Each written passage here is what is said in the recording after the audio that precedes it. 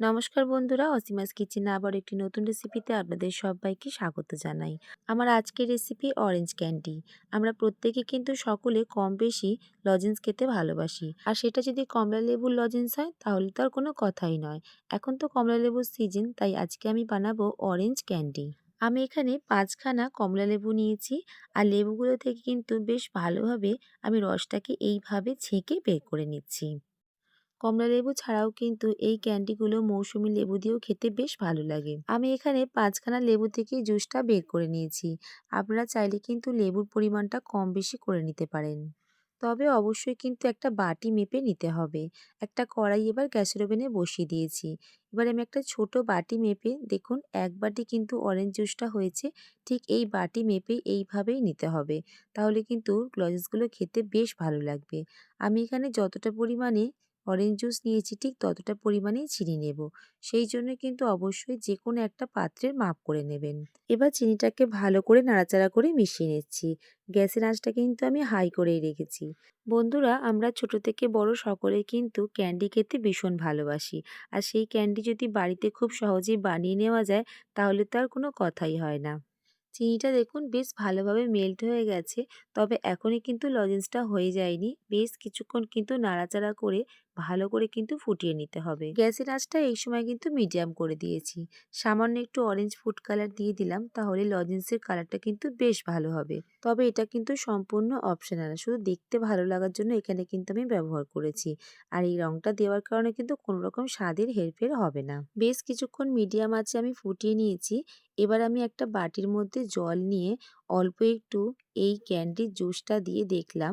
দেখুন, এখানে কিন্তু ক্যান্ডিটা এখনও তৈরি হয়নি। এখনও কিন্তু বেশ কিছুক্ষণ ভালো করে ফুটিয়ে নিতে হবে।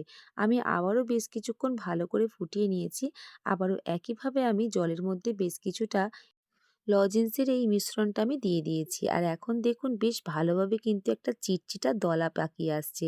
আর জল থেকে তুলে নেবার পরও দেখুন কতটা সুন্দর একটা স্টিকি ভাব চলে এসেছে। লজেন্সটা কিন্তু এবার একেবারেই তৈরি হয়ে গেছে। অবশ্যই কিন্তু এইভাবে একবার চেক করে নেবেন। আর কিন্তু আর নাড়াচাড়া করে ফুটিয়ে নেব না। গ্যাসের আঁচটা কিন্তু এবার অফ করে দিয়েছি। সঙ্গে সঙ্গে কিন্তু এটা জমে যাবে, তাই জন্য কিন্তু হাতের কাছে অবশ্যই একটা এইরকম মোল্ড রেখে দেবেন। ক্যান্ডিগুলো তাহলে ভালোভাবে সেট করা যাবে। গরম থাকা অবস্থায় কিন্তু এইভাবে তাড়াতাড়ি করে দিয়ে দিতে হবে। আর ঠান্ডা হয়ে গেলেই কিন্তু কড়াইয়ের মধ্যে একেবারে জমে যাবে। তাই অবশ্যই এই কাজটা কিন্তু আপনাদেরকে একটু তাড়াতাড়ি করে নিতে হবে। এই মোল্ডগুলো কিন্তু অনলাইনে খুব সহজেই পাওয়া যায়। অবশ্যই কিন্তু এই লজেন্স বানানোর ক্ষেত্রে এই মোল্ডগুলো ব্যবহার করবেন। তাহলে কিন্তু এই লজেন্সগুলো খুব সুন্দরভাবে সেট হয়ে যাবে। আমি সবগুলোই দেখুন একইভাবে ভরে দিয়েছি। আর এটা কিন্তু রুম টেম্পারেচারে রেখে দিতে হবে। কিছুক্ষণের মধ্যেই দেখবেন ক্যান্ডিগুলো একেবারেই সেট হয়ে গেছে। আর দেখুন কতটা সুন্দর দেখতে হয়েছে। এই অরেঞ্জ ক্যান্ডিগুলো বন্ধুরা খেতে কিন্তু ভীষণ ভালো হয়। অবশ্যই কিন্তু একবার বানিয়ে দেখবেন। বাড়িতে বানালে অবশ্যই কমেন্ট বক্সে জানাতে একেবারেই ভুলবেন না যে খেয়ে আপনাদের কেমন লাগলো। আমি এখানে আবারও দেখুন একটা শেপের তৈরি করে নিয়েছিলাম। এখানে কিন্তু বিভিন্ন রকমের শেপ রয়েছে, দেখতেও কিন্তু ভীষণ ভালো লাগে। আর এই লজেন্স বানানোর ক্ষেত্রে কিন্তু আপনারা অবশ্যই এইরকম একটা সিলিকনের মোল্ড ব্যবহার করবেন। আমি সব লজেন্সগুলো একটা প্লেটের মধ্যে তুলে নিয়েছি। এইভাবে অরেঞ্জ ক্যান্ডিগুলো বানিয়ে কিন্তু রেখে দিলে অনেক দিন ধরে কিন্তু এই ক্যান্ডিগুলো খাওয়া যেতে পারে।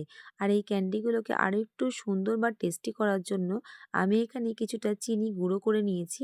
আর তার মধ্যে ঠিক এইভাবে আমি মাখিয়ে দিচ্ছি। এইভাবে চিনির গুঁড়োটা মাখিয়ে দিলে লজেন্সগুলো একে অপরের গায়ে লেগে যাবে না। বন্ধুরা, আমার আজকের এই অরেঞ্জ ক্যান্ডির রেসিপিটা আপনাদের কেমন লাগলো অবশ্যই কমেন্টে জানাবেন।